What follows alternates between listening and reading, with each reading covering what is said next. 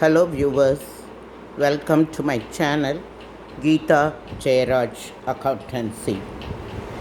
Today we are going to see the bank reconciliation statement question number 2B of CA Foundation, which was held on 24th July 2021. So let us get into the video. If you are new to my channel, please subscribe, like and share so that this will be useful for all those who are going to appear in November 2021. Okay, let us get into the video. From the following information, ascertain the cash balance of Mr. Bajaj as on 31st March 2021. Debit balance as per bank passbook 3,500. So they have given the balance as per passbook, and that too it is a debit balance. Debit balance means overdraft. Okay, so we have to find out the cash balance, very clear. A check amounting rupees 2,500 deposited on 15th March, but the same was returned by the bank on 24th March, for which no entry was passed in the cash book. क्या बोल रहे हैं कि 2500 रुपये का एक check deposit किया था 15 मार्च को, और वो चेक 24 मार्च को रिटर्न हो गया था बैंक से, but no entry was passed in the cash book. Cash book में उसका एंट्री नहीं था. Okay, so next point is during March two bills amounting to rupees 2,500 and 500 were collected by the bank, but no entry was made in the cash book. यहाँ पे क्या है, दो bill जो बैंक ने डायरेक्ट कलेक्ट किया है जिसका इंटीमेशन कैश बुक में नहीं था, इसलिए कैश बुक में एंट्री भी नहीं है. This is collection. Bill amount has come inside, bank has credited us. Okay, so now moving on to the next point. A bill for rupees 5,000 due from Mr. Balaji, previously discounted for rupees 4,800, was dishonored. The bank debited the account but no entry was passed in cash book. हमने एक bill को discount कराया था. जब भी bill को हम discount करते हैं, कैश हमारे अकाउंट के अंदर क्रेडिट होती है बैंक से, और हम कैश बुक में डेबिट डालते हैं. ओके, 5,000 रुपीज़ का हमारे को money has been collected, but वो जो बिल है, जब वो बालाजी के पास कलेक्शन के लिए गए थे तो उस टाइम वो बिल डिसऑनर हो गया. ओके, डिसऑनर होने पे बैंक क्या करेगा, हमारा अकाउंट से पैसा निकाल लेगा, बट हमारे कोई एंट्री पता नहीं था. So we have not passed any entry in the cash book. And the last item is ये cheque for rupees 1,500 was debited twice in the cash book. Debited means हम डिपॉजिट, जब भी पैसा अंदर आता है तब हम कैश बुक में क्या करते हैं, डेबिट साइड में लिखते हैं. जब डेबिट साइड में लिखते वक्त हमने क्या कर दिया, गलती से 2 बार हमने डेबिट कर दिया. What would be the treatment we will see. हमारा जो है टारगेट बुक क्या है, हमारा कैश बुक. हम प्योरली कॉन्सेप्ट के हिसाब से चलेंगे. My Hindi may not be so good, but please bear with me. Okay, so क्या हुआ, फर्स्ट हम क्या लिखेंगे, हम कब कब प्रिपेयर कर रहे हैं, point wise we will be seeing it. Okay, so first हमने लिख दिया bank reconciliation statement as on 31st March 2019. So हमको क्या दिया है, balance as per passbook, debit means overdraft. Overdraft का मतलब एक तरीके के उधार. हमारे पास बैंक में पैसा नहीं है, ऊपर से हमने 3,500 रुपये और निकाल लिए. इसका मतलब हमारे को 3,500 रुपये बैंक को देना बनता है. ओके, सो 3,500 रुपये बैंक के हिसाब से हमने देना है. अब हमारे को कैश बुक में पहुंचना है. हमने कैश बुक में क्या क्या किया, पहला एंट्री है ये cheque amounting rupees 2,500 deposited on 15th March. हमने क्या किया होगा, जब हम 15 मार्च को, I will show you the working, आप देखना कैश बुक हमारा ऐसे रहेगा. इसमें डेबिट साइड में हम क्या करते हैं, जैसे जैसे पैसे डिपॉजिट करते हैं हम डेबिट साइड में लिखते जाते हैं। जैसे जैसे पैसे को हम विदड्रॉ करते हैं या निकालते हैं या ये चेक इश्यू करते हैं, हम क्रेडिट साइड में लिखते हैं। ओके, आज सब पहले क्या लिखा है इन्होंने, ये चेक का अमाउंटिंग ₹2500 डिपॉजिटेड ऑन 15 मार्च। सो हम 15 मार्च को हमने क्या एंट्री पास किया होगा, 2 check deposited. I am not writing the exact one, अभी आपको समझने के लिए मैं लिख रही हूँ। 2 चेक डिपॉजिटेड 2500। हमने जैसे ही यहाँ पे हमने पैसा डाला है, हमारा कैश बुक का बैलेंस क्या हो जाएगा, इंक्रीज़ हो जाएगा। अगर हमारा उधार है, अगर हमारे पास ऑलरेडी ओडी बैलेंस है, हमारा उधार क्या हो जाएगा, कम हो जाएगा, लेस हो जाएगा। क्लियर, उधार क्या होगा, लेस होगा। हमने जैसे ही हम पैसा यहाँ डालेंगे अंदर, चेक हमने पैसा डाल दिया, सपोज़ मेरा उधार 10,000 रुपये है, अगर मैं 2,500 रुपये का चेक डाल दूँगी बैंक के अंदर जाके, तो मेरा उधार कितना हो जाएगा, 7,500 हो जाएगा, उधार कम हो जाएगा। जैसे ही मैंने यहाँ चेक के अंदर डाला, मेरा उधार डिक्रीज़ हो जाएगा, मेरा ओडी बैलेंस डिक्रीज़ हो जाएगा। मगर क्या हुआ, बैंक में इस 2,500 को उन्होंने रिटर्न कर दिया, मगर उसका एंट्री मैंने कैश बुक में नहीं लिखा। इसका मतलब मैंने क्या करके रखा, मैंने अपने उधार कम करके रखा है। तो मैं कहाँ पहुँच रही हूँ, कैश बुक में पहुँच रही हूँ। जो कैश बुक में किया उसी को मैंने अभी भी करना है, ठीक है। I hope it is very clear. So हमने क्या लिखेंगे, उधार को हम कम करके रखा है, सो हम भी कम करेंगे।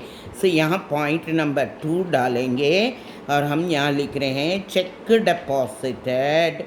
आई एम राइटिंग इन शॉर्ट, आप लोग पूरा पूरा लिखना है। Check deposited returned by bank,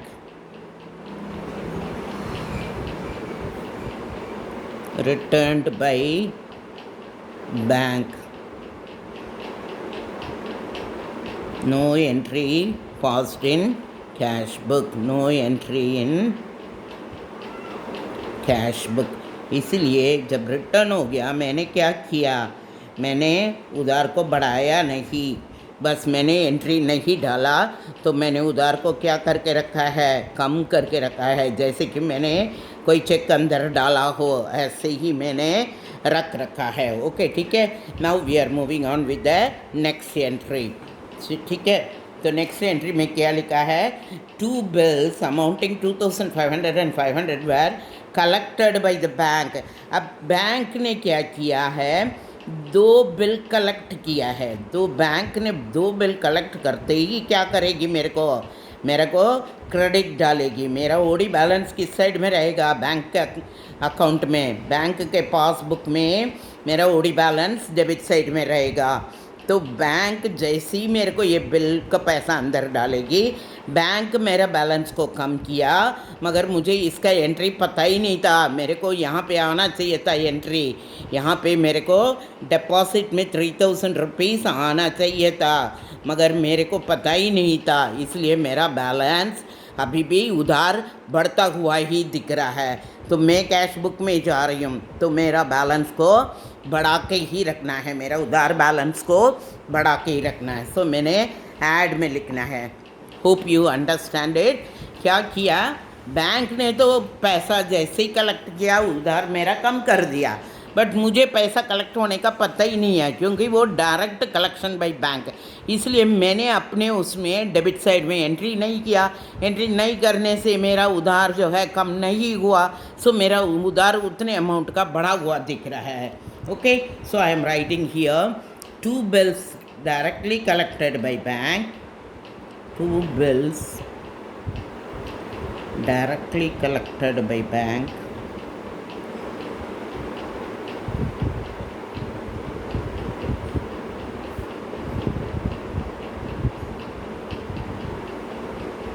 not entered in cash book।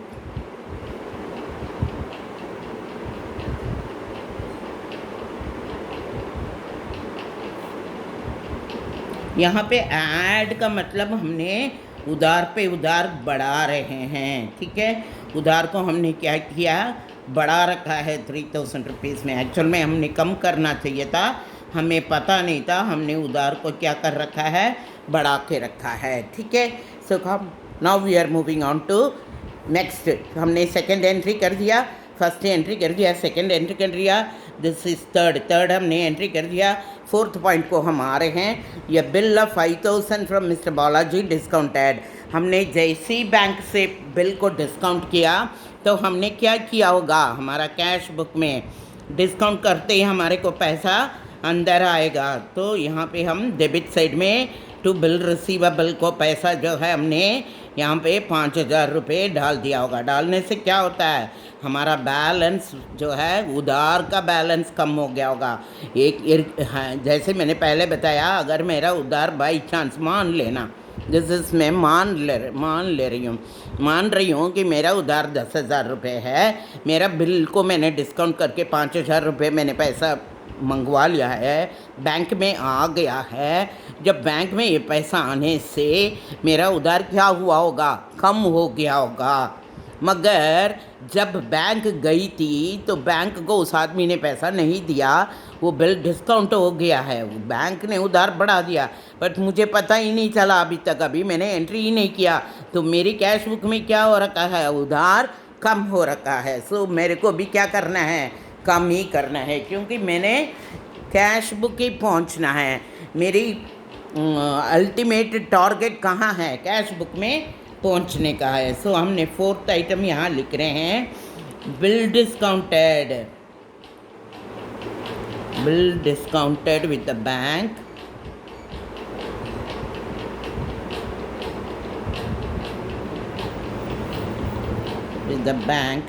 dishonored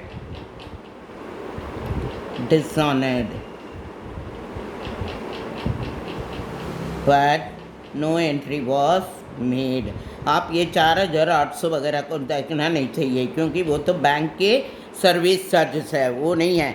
जैसे ही बिल 5,000 का उसने डिसऑनर किया, बैंक भी हमको 5,000 रुपये से हमको क्या कर देगी, डेबिट कर देगी bank.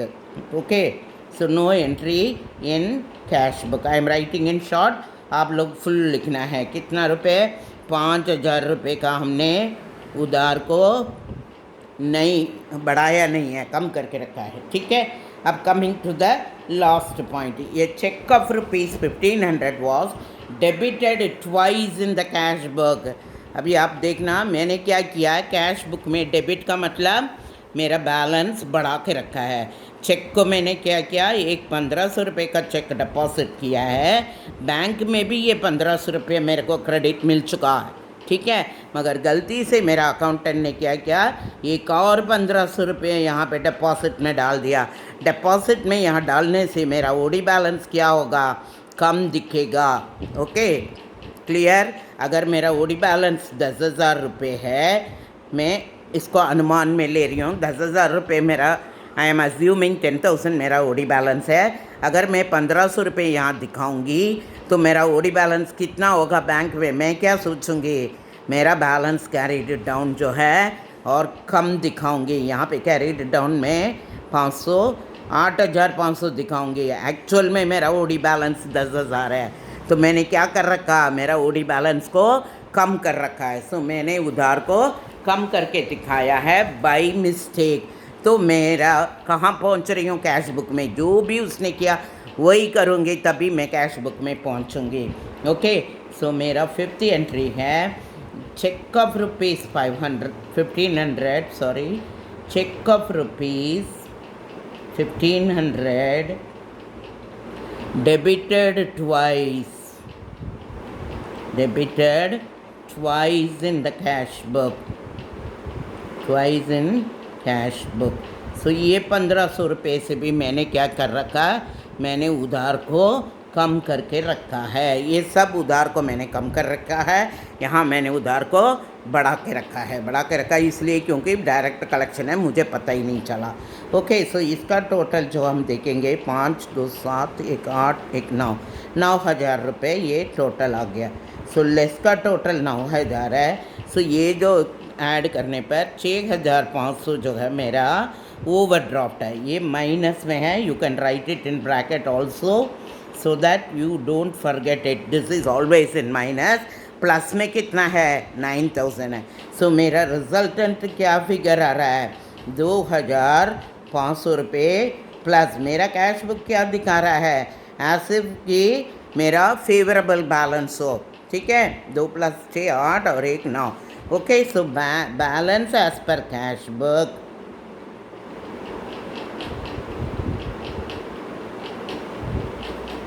Balance as per cash book आप लोग डेबिट बैलेंस लिख सकते हैं या फेवरेबल बैलेंस लिख सकते हैं. आई एम राइटिंग हियर फेवरेबल.